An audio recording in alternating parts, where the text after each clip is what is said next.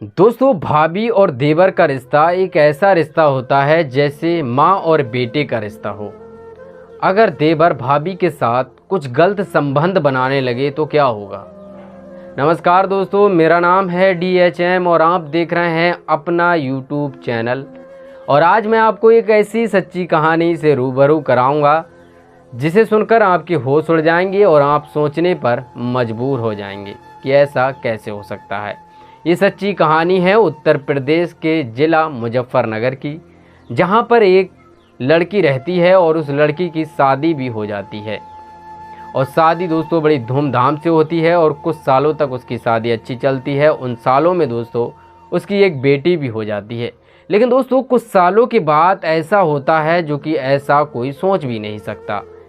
दोस्तों 2018 में उसके पति की मृत्यु हो जाती है। हाँ दोस्तों, वो एक अकेली रह जाती है, विधवा हो जाती है।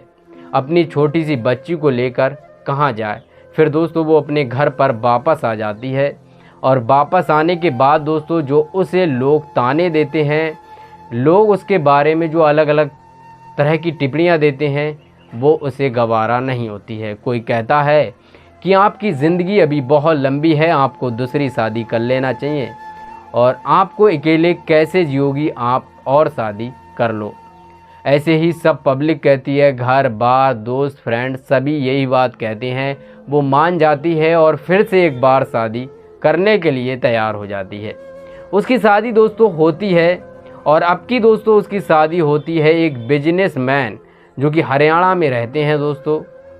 और उसके साथ दोस्तों उसकी जो 7 साल की बच्ची हो चुकी है, अब वो 7 साल की बच्ची भी दोस्तों उसके साथ रहती है और बिजनेसमैन जो है उसकी बेटी को भी अपना लेता है।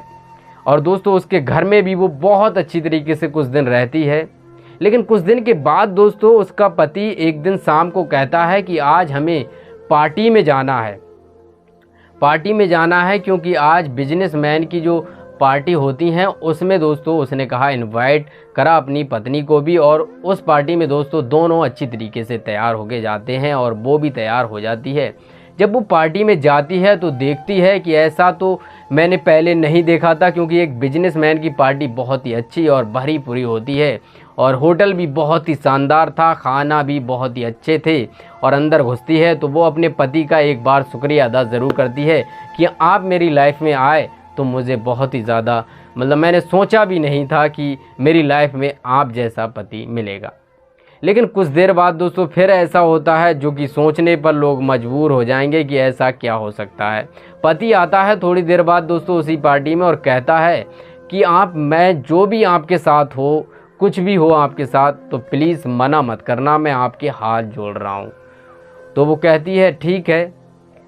लेकिन दोस्तों फिर आता है उसे जूस में दोस्तों एक ड्रिंक, दोस्तों मान सकते हैं एक ड्रिंक दोस्तों, और उस ड्रिंक में कोई दोस्तों कुछ ऐसी दवा मिला के लेके आता है जिसमें उसको नशा हो जाता है। नशा होने के बाद दोस्तों वो सुबह को उठती है तो एक रूम में नज़र आती है और उस रूम में से दोस्तों एक शख्स निकलता हुआ नज़र आता है। तभी वो सोच लेती है कि मेरे साथ कुछ गलत हुआ है और वो दोस्तों गिड़गिड़ाते रोते हुए अपने पति के पास जाती है और कहती है मेरे साथ रात में कुछ ऐसा हुआ है और मुझे बहुत ज़्यादा बेचैनी हो रही है, क्या हुआ है बताओ।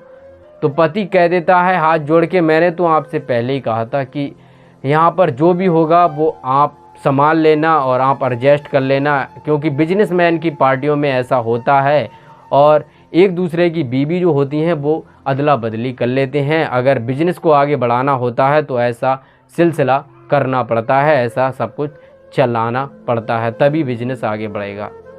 दोस्तों वो मान जाती है और ऐसा ही सिलसिला चलता रहता है। जिस बिज़नेस में दोस्तों जिस पार्टी होती है उस पार्टी में उसके साथ ऐसा ही होता है।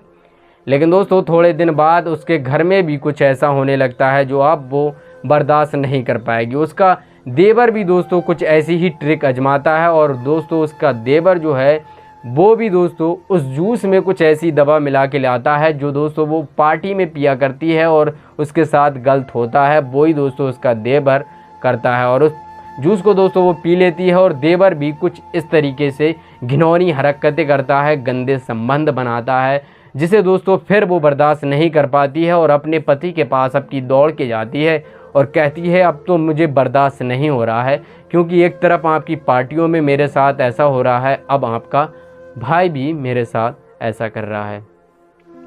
पति कहता है कि आपको ये सब बर्दाश्त करना पड़ेगा जब तक मेरे भाई की शादी ना हो।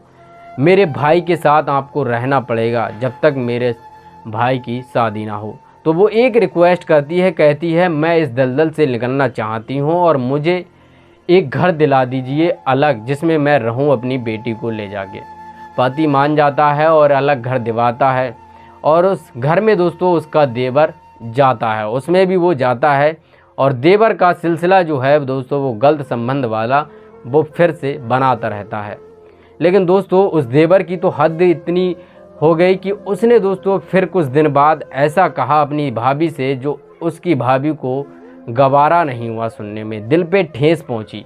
उसने कहा भाभी जो आपकी बेटी है वो बहुत ही ज़्यादा मतलब अच्छी लगती है, बहुत ही ज़्यादा खूबसूरत हो चुकी है और ये थोड़े दिन बाद बहुत ही ज़्यादा अच्छी लगेगी।